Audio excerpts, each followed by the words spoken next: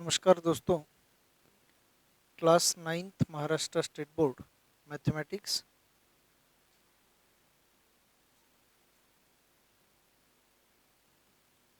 Chapter number 1 basic concepts in geometry lecture number 10 problem set 1 में question number 6।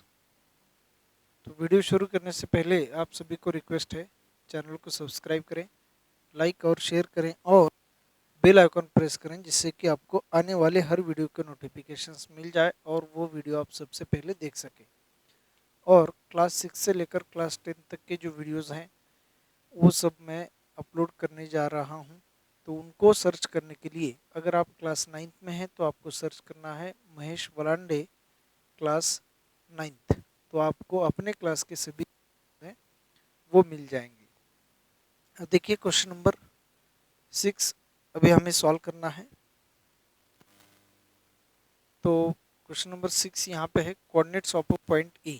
अभी इसी type का जो क्वेश्चन है वो हमने इससे पहले सॉल्व किया है, फिर भी इसी क्वेश्चन को हम सॉल्व करेंगे।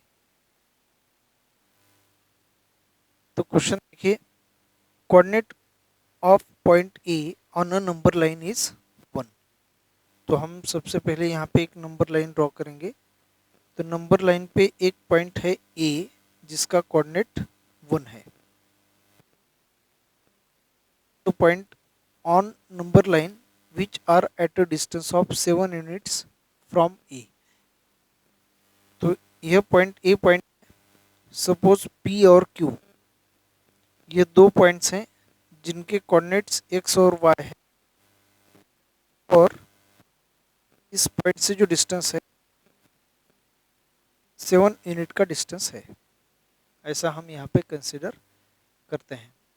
तो हम यहाँ पे let the points P and Q यहाँ पे लिखेंगे। लेट दी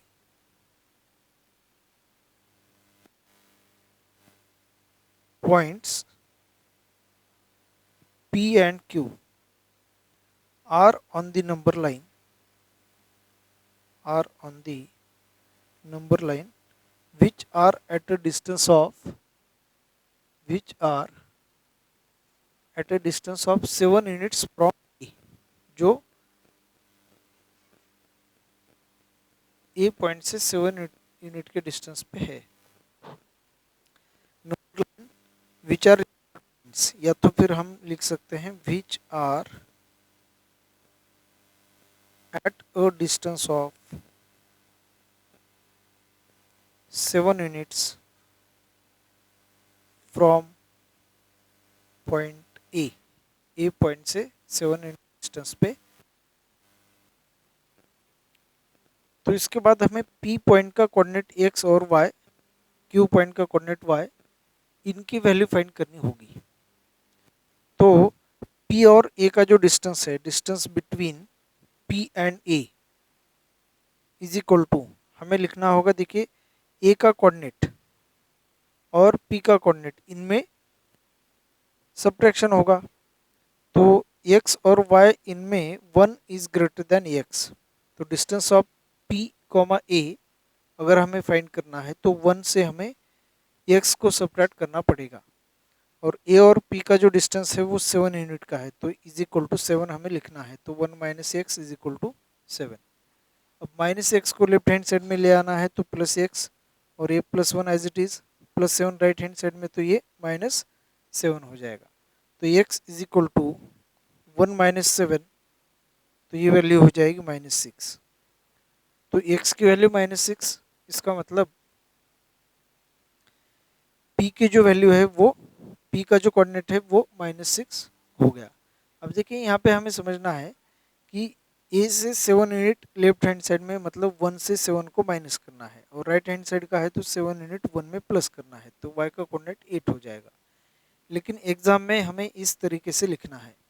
अब वाई कोऑर्डिनेट जो है वो एक्स से ग्रेटर होगा, सॉरी 1 से ग्रेटर होगा, एक्स से तो है ही लेकिन वाई 1 से भी ग्रेटर होगा, तो वाई इज ग्रेटर देन 1। तो distance between point P and Q, sorry A and Q is equal to coordinate of Q Y. Minus coordinate of A 1, और इनका जो डिस्टेंस है वो 7 यूनिट का होना चाहिए। तो वो 7 is equal to Y minus one को लेफ्ट हैंड साइड में ले आना है, तो वाई इज इक्वल टू 7 + 1। तो वाई की जो वैल्यू होगी यहाँ पे 7 + 1 8 यूनिट की, सॉरी 8 की वैल्यू होगी वाई। तो coordinate of P and Q are -6 and -8। तो कोऑर्डिनेट्स ऑफ, जो आंसर हमें लिखना है, coordinates of points are -6 and 8। Points के जो कोऑर्डिनेट्स हैं वो हमें लिखना है -6 और 8। अब इसके बाद जो नेक्स्ट क्वेश्चन है, क्वेश्चन नंबर 7। अब क्वेश्चन नंबर 7 क्या है, देखिए कैसे है यहाँ पे। Right the following statements in conditional form. अब हमें समझना होगा कंडीशनल फॉर्म क्या होता है। कंडीशनल फॉर्म मतलब क्या है कि एक कंडीशन रहेगी और उस पे जो अगला इवेंट होगा वो डिपेंड होगा। इसका मतलब अगर फर्स्ट कंडीशन सेटिस्फाई हो जाती है तो नेक्स्ट इवेंट जो है वो ट्रू साबित होगा या फिर वो घटित होगा। जैसे कि अगर हम यहाँ पे मान लेते हैं कि अब देखिए कंडीशन में क्या होगा, कंडीशनल स्टेटमेंट में या कंडीशनल फॉर्म में इफ और देन, इनका यहाँ पे यूज होता है। इफ के बाद यहाँ पे कंडीशन रहेगी, अगर यह कंडीशन सेटिस्फाई हो जाती है तो देन के बाद जो पार्ट है वो यहाँ पे घटित हो जाता है। इफ का मतलब अगर, देन का मतलब तो, अगर ये होगा तो आगे का जो पार्ट है वो हो जाएगा। तो इसका एक एग्जांपल हम लेते हैं। अगर बादल आते हैं तो बारिश होगी, तो बादल आते हैं यह कंडीशन है। तो if there are if there are clouds in the sky then it will rain। तो इसका मतलब क्या है कि अगर बादल आते हैं तो ही बारिश होगी। तो ये हो गया कंडीशनल स्टेटमेंट। अगर ये कंडीशन होगी तो नेक्स्ट घटना जो है वो घटेगी या फिर यह ट्रू साबित होगा। अब हमें इफ और देन का यूज करके इन स्टेटमेंट्स को लिखना है, यह कंडीशनल फॉर्म में हो जाएगा। अब देखिए फर्स्ट जो क्वेश्चन है उसका जो आंसर रहेगा वो क्या होगा, देखिए every rhombus is a square. Every rhombus is a square का मतलब हर एक रोम्बस जो है वो स्क्वायर होगा। मतलब वो अगर रोम्बस होता है क्वाड्रिलैटरल, अगर क्वाड्रिलैटरल रोम्बस होता है तो उसे हम स्क्वायर कहते हैं। अगर कोई क्वाड्रिलैटरल रोम्बस होता है तो वो स्क्वायर होगा। तो if a quadrilateral is rhombus, अब देखिए रोम्बस और स्क्वायर ये दोनों भी क्वाड्रिलैटरल्स की टाइप्स हैं। अब अगर कोई क्वाड्रिलैटरल रोम्बस होता है तो वो स्क्वायर नहीं होगा, यह स्टेटमेंट फॉल्स है। लेकिन इसे अगर कंडीशनल फॉर्म में लिखना है तो हमें ऐसे लिखना होगा, if a quadrilateral is rhombus then it is a square. तो इफ अ क्वाड्रिलैटरल, अब क्वाड्रिलैटरल का मतलब क्या होता है, जिस प्लेनर डायग्राम में 4 साइड्स और 4 एंगल्स होंगे और ये diagram closed, simple closed curve होगी, तो उसे हम क्वाड्रिलैटरल कहते हैं। तो if a quadrilateral is rhombus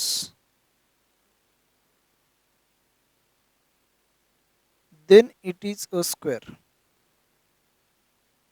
अगर कोई क्वाड्रिलैटरल रोम्बस होता है तो स्क्वायर होगा। इस स्टेटमेंट का यह कंडीशनल फॉर्म है, लेकिन यह कंडीशनल फॉर्म जो है वो फॉल्स है, ट्रू नहीं है। क्योंकि अगर कोई क्वाड्रिलैटरल रोम्बस होगा तो वो स्क्वायर होगा ही, ऐसे नहीं होता ज्योमेट्री में।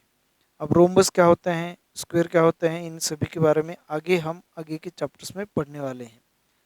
तो रोम्बस ऐसा क्वाड्रिलैटरल होता है जिस क्वाड्रिलैटरल में सभी साइड्स इक्वल होती हैं। तो इसका मतलब सभी साइड्स इक्वल हो गई तो सभी एंगल्स इक्वल हो जाएंगे, ऐसा होगा ही, ऐसा नहीं होता। तो जहाँ पे सभी साइड्स इक्वल होंगी वो स्क्वायर होगा ही, ऐसे नहीं होगा। मतलब ये डिपेंड है कि एंगल अगर 90 डिग्री के होते हैं तो। स्क्वायर क्या होता है, जिस क्वाड्रिलेटरल में सभी साइड्स इक्वल होती हैं और सभी एंगल्स 90 डिग्री के होते हैं तो उसे हम स्क्वायर कहते हैं। तो सभी साइड्स इक्वल हो गई तो इसका मतलब ये नहीं होगा कि सभी एंगल्स भी इक्वल हो जाएं। तो ये जो स्टेटमेंट है कंडीशनल स्टेटमेंट, ये फॉल्स है। लेकिन इफ और देन का यूज करके हमें इस स्टेटमेंट को ऐसे लिखना है। अब सेकेंड क्वेश्चन देखिए, angles in a linear pair are supplementary. Linear pair में जो एंगल होते हैं, लीनियर पेयर में कैसे होगा देखिए, कैसे होगा देखिए, अगर कोई लाइन है यहाँ पे और यहाँ पे किसी पॉइंट पे अगर दूसरी लाइन इंटरसेक्ट होती है तो इस पॉइंट पे इस लाइन के एक ही साइड में जो एंगल फॉर्म होंगे, ये दो एंगल्स लीनियर पेयर में होते हैं और इनकी एडिशन 180 डिग्री होती है। और जिन दो एंगल की एडिशन 180 डिग्री होती है उन्हें हम सप्लीमेंट्री एंगल कहते हैं। तो angles in linear pair are supplementary. अगर कोई दो एंगल्स लीनियर पेयर में हैं तो उनकी एडिशन 180 डिग्री होगी। इस स्टेटमेंट का यह कंडीशनल फॉर्म है और ये ट्रू भी है। तो हमें लिखना है इफ दी, अब यहाँ पे दो एंगल दो एंगल्स दिया है कि angles in linear pair, linear pair है, पेयर में दो ही एंगल्स होंगे। तो if the angles are in linear pair, अगर दो एंगल्स लीनियर पेयर में हैं तो then they are supplementary, they are supplementary. अगर कोई एंगल्स लीनियर पेयर में हैं तो वो सप्लीमेंट्री एंगल्स होंगे। अब उसके बाद क्वेश्चन नंबर 3 यहाँ का, a triangle is a figure formed by 3 line segments. अब जो ट्रायंगल है वो कब बनेगा, 3 लाइन सेगमेंट्स जब होंगी तब ट्रायंगल फॉर्म होगा।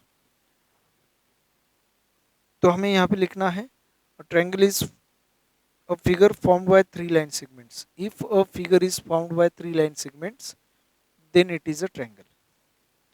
अगर कोई डायग्राम 3 लाइन सेगमेंट से बन जाती है तो वो ट्रायंगल होती है। अब ये जरूरी नहीं है कि 3 लाइन सेगमेंट से बनने वाली हर डायग्राम ट्रायंगल ही हो, क्योंकि तीनों लाइन सेगमेंट्स हम ऐसे भी ले सकते हैं या फिर 1 2 3 ऐसे भी ले सकते हैं। तो यहाँ पे ये स्टेटमेंट फॉल्स होगा, लेकिन कंडीशनल फॉर्म में इफ और देन का यूज करके हमें लिखना होगा। तो हमें यहाँ पे लिखना है इफ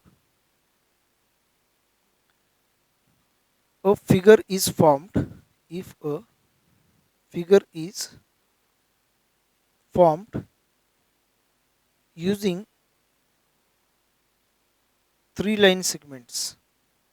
अगर कोई फिगर 3 लाइन सेगमेंट से फॉर्म होती है तो then it is a triangle, then it is a triangle. तो यह ट्रायंगल होगा, यह ट्रायंगल हो सकता है।